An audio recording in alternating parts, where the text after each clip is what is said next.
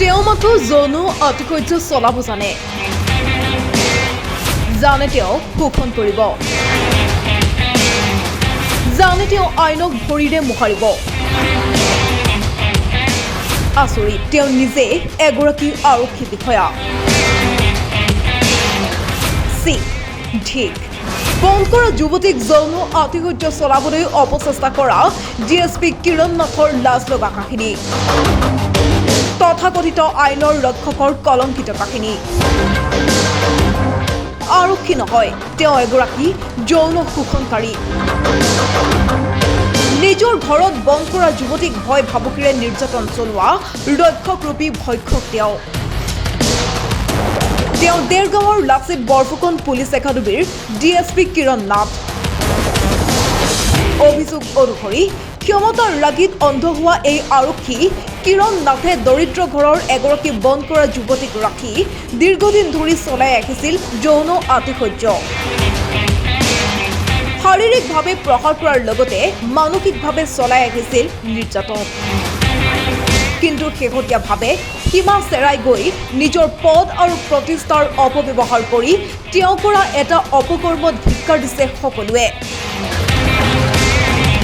এবাৰ তেওঁ নিজৰ ঘৰত ক্ষান্ত নাথাকি যুৱতীগৰাকীৰ নিজৰ ঘৰলৈ গৈ যৌন আতিশয্য চলাবলৈ কৰিছিল অপচেষ্টা আৰু আৰক্ষী বিষয়াগৰাকীৰ এই কুকাণ্ড লুকুৱাবলৈ পত্নীয়ে দিছে হাতোজান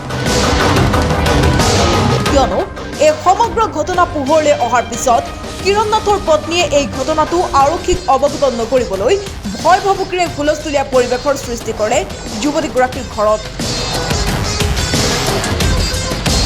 এতিয়া এই ঘটনাক লৈ জাঙুৰ খাই উঠিছে দেৰগাঁৱৰ বহু দল সংগঠন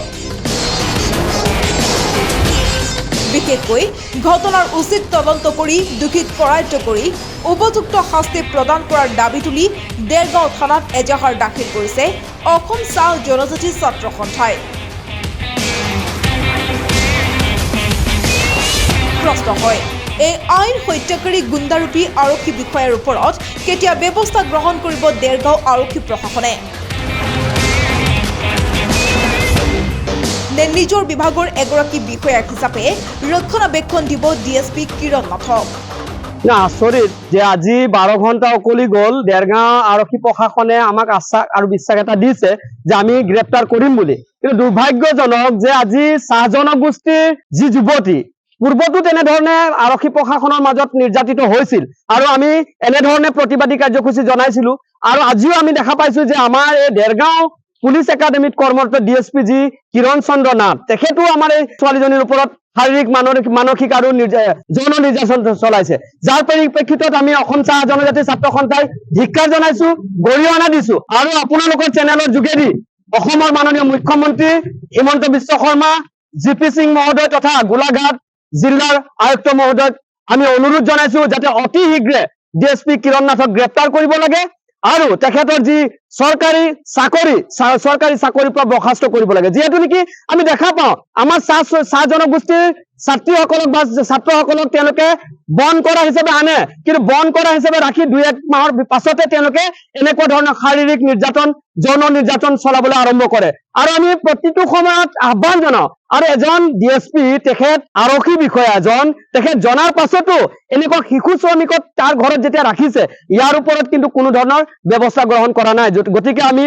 মানৱ সম্পদৰ বিভাগকো আমি অনুৰোধ জনাইছো অতি শীঘ্ৰে তেখেতক আইনী ব্যৱস্থাত আনি জেল হাজতলৈ প্ৰেৰণ কৰিবৰ কাৰণে আমি অসম চাহ জনজাতি ছাত্ৰ সন্থাই দাবী জনাইছো